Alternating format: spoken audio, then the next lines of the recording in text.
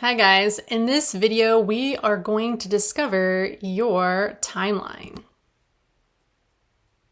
So this exercise is called Discovering Your Quantum Timeline. I'm going to ask you to participate in this little visualization exercise with me. In this exercise, I'm going to ask you to find your timeline. And before we get started, I want you to know that however you organize your past or your future is right for you. Once you discover your timeline, you are ready to experience QTT. So let's get started.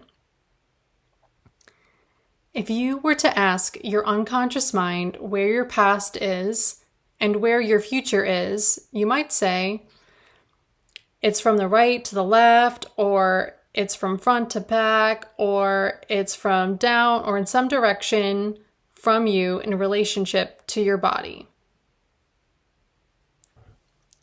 So if I were to ask your unconscious mind, where's your past, to what direction would you point? And to your future, what direction would you point? Bring to mind the directions that you pointed to that represent your past and future.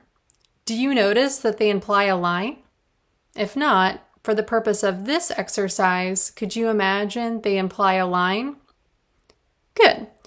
Now, when I say line, I don't mean to imply only visual, because in a moment, I'm going to ask you to float above that line, and by float, I also mean sounds, floating on the wind, or the feeling of floating in a bathtub, or visually.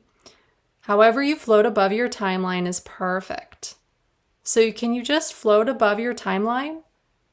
And when you get above it, go ahead and float up even higher to get a bird's eye view looking down at your timeline right now.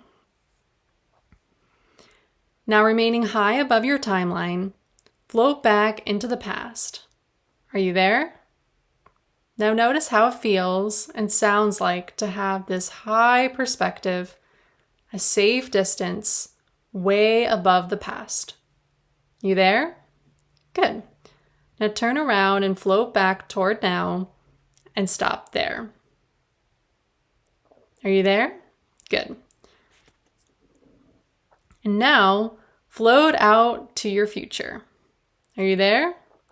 Notice how it feels to see all the future events from this high perspective. Now float up even higher. Float up so high that your timeline seems like it's only 1 inch long. All right, good. Now float back to now and float into the now and come back into the room.